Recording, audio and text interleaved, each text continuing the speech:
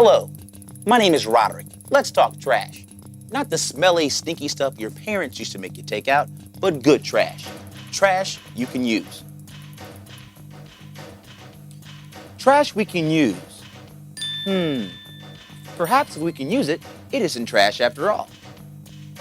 When we're talking about trash we can use, we're talking about recycling. And I've been picking up a lot about recycling these days. See, I work at this place, and it's my job to keep it looking good. And believe me, that's not easy.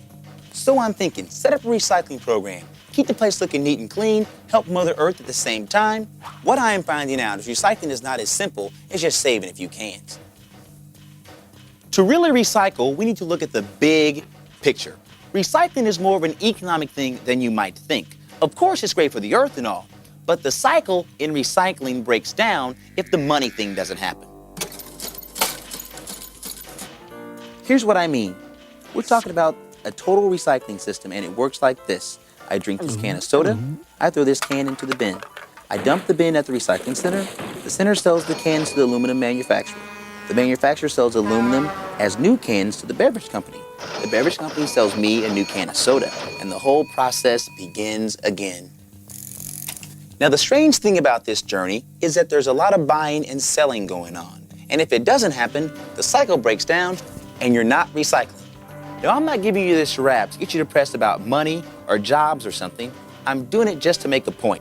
Recycling is a fragile economic endeavor that relies on market forces for its success. Translation: to make it work, buy recycled products. I know everyone thinks they're recycled. That's good. That's collection. But collection is the first step in the total recycling system. Check this out.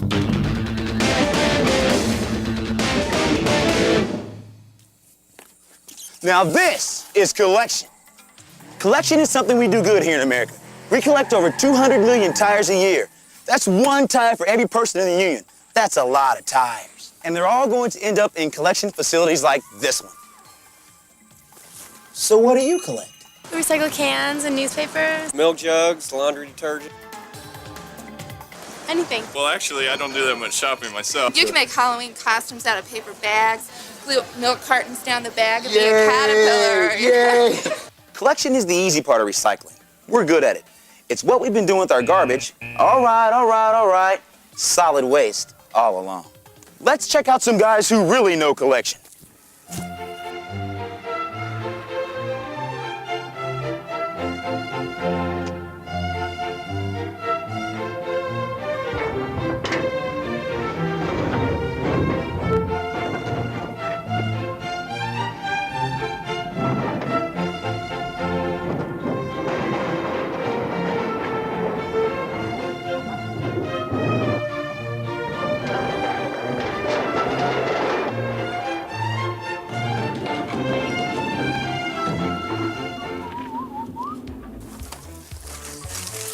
Oh, is it time to dine?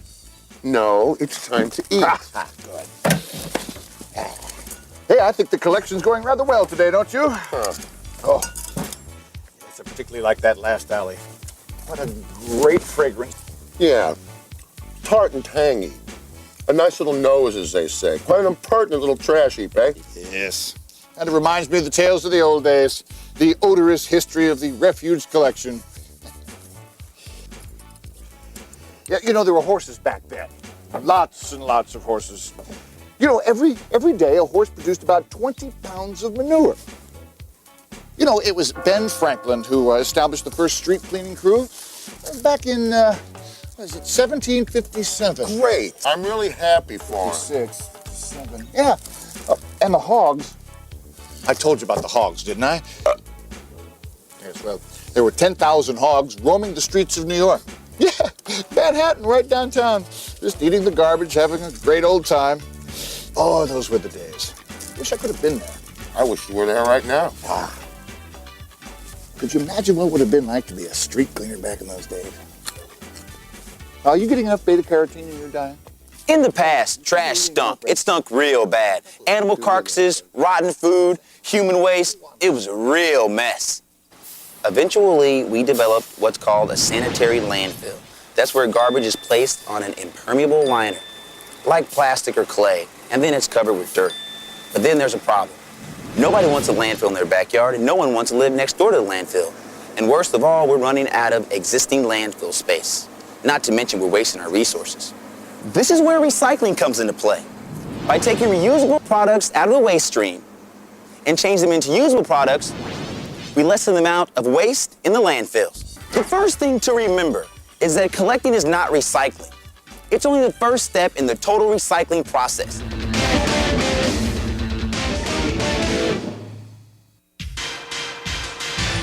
I'm here with the Earth Club from Jefferson Junior High School. We are on our way to the Civic Recycling Center. In Earth Club, we recycle cans from throughout the school, and when we recycle the cans, we take them to like the local grocery store, and then they take them to the Civic Recycling Center. Robert's his name. Okay, I just want to, are you guys familiar with the recycle bins that they have at the grocery stores? Yeah. We have a separate bin for food cans. We have a bin for newspaper. We've got a bin for office paper, all your like white paper and stuff like that.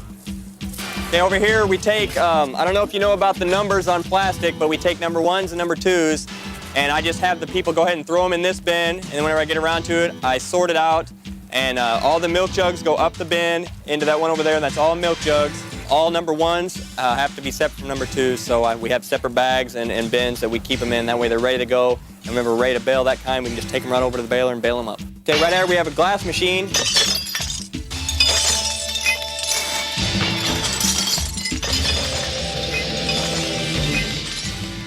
All the glass that you take back to the stores and the glass that people just bring in here is all ran through this machine.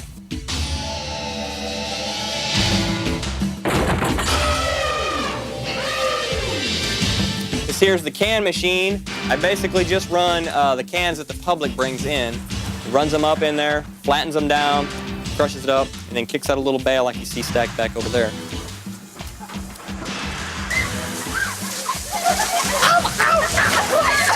They just have different bins for different kinds of paper. I don't know if you know there's different kinds of paper now.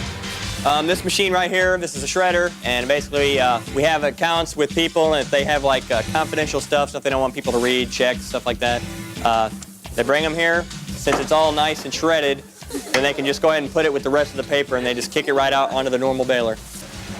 But everything that I've showed you, plastic, aluminum cans, paper, everything is ran on this. So whenever the bales come out, take a bobcat, pick them up, carry them around, put them on a truck and trailer, and send them out. That's pretty much it. So, okay, so you guys are like in about 10 years, 11 years going to graduate from what? College, right? And so aren't you going to be our lawmakers at that time? Yeah. Okay, and so shouldn't you be working right now? But it might be too late then. Ooh, yeah. So what are we going to do? What's your plan? Do you have a plan? Help me out. Just help me. Put me on the right track. We're gonna just tell everybody you better recycle, or we're coming. Or we're gonna put all the trash in your house, because that's what you're doing to everybody. So would you say if everyone cleaned their own doorstep, it'd be a cleaner place? Because really, what you guys are doing, you're taking care of a lot of people's junk instead of taking it off your own. What people do is when they throw it away in the landfills, they're just kind of like forgetting about it, and they have to deal with it, because just once you're done with it doesn't mean that it's just gone forever, because it's going to go somewhere and it's going to create a problem somewhere else. People throw things in the landfills, they think it's just going to disappear. Well, it doesn't. No, it doesn't. Most days, it's there for life. So what do you guys know that's in the grocery stores you can go and buy that is recycled?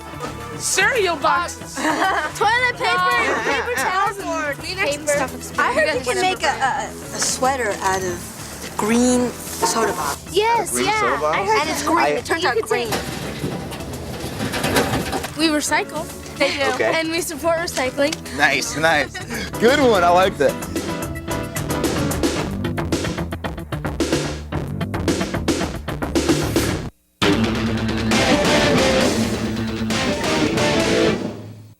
It's great to be here, man. It's great to recycle. Plastic lumber. This bench is made from the same old plastic bottles we saw in the recycling center. It's just as strong as wood, lasts longer than wood, saves a few trees, doesn't require painting, water won't hurt it, and it takes what was once landfill filler and turns it into a usable resource. Lots of things, useful things, can be made from recycled materials. The line in The Graduate was, "The future is in plastic, my boy," and I think that's still true.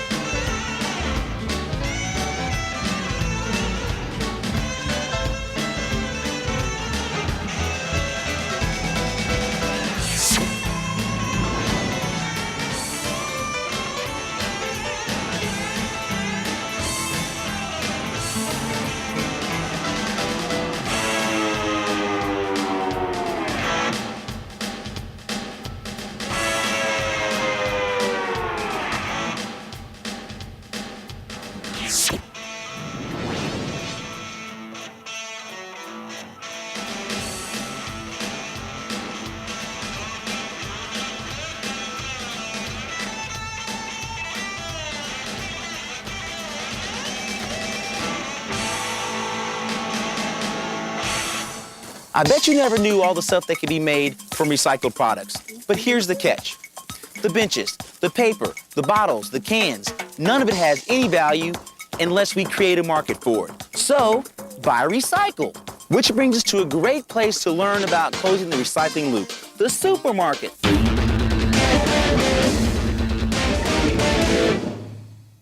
All right, going to the store to do a little shopping.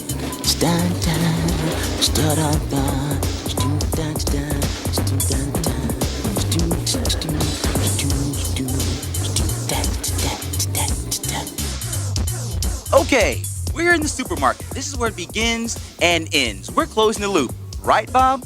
That's right, Roderick. I understand today we'll be commenting on some sort of shopping event. Man against groceries. Will there be prizes? Bob will be providing our colored commentary today. That's correct. Let's go to live action. As you can see, this shopper needs to think about the basic rules. Remember the big three? Yes, I do, Roderick. Never go grocery shopping when you're hungry. Don't forget your fresh vegetables, and always bring those coupons. Actually, Bob, we're speaking of waste reduction. The 3 R's: reduce, reuse, and recycle. Well, you know, Roderick, sometimes you can get double coupons. Anyway, this shopper can reduce his waste by buying products with less packaging and by checking the packages for recycled content. Let's go to the replay. Are you with me, Bob? Right over here, Roderick.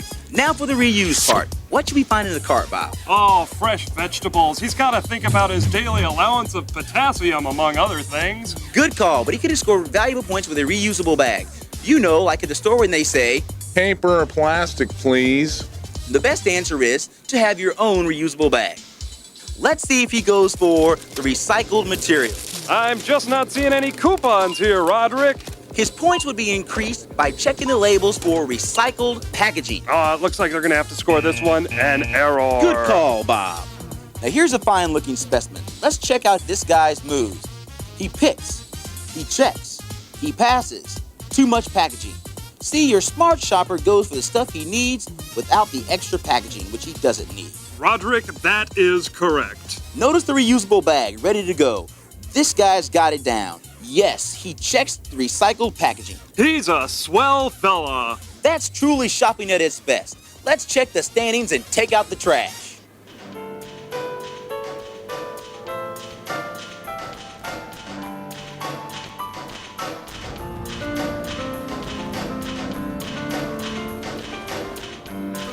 It's time to make a decision here, folks. I guess it's not enough to throw a few things in the recycling bin and say you've done your part. Managing solid waste is going to take a major change. A change in attitude, a change in ourselves, and a change in our world. We can't afford to do this anymore. Landfill space is getting tight, and we're losing a lot of valuable resources in every load of trash. So here's what you should be doing. Reducing your volume of waste, reusing materials again and again, and closing the recycling loop by buying recycled products. The world's changing fast. It's a small place, the only place, and it's up to us to take care of it.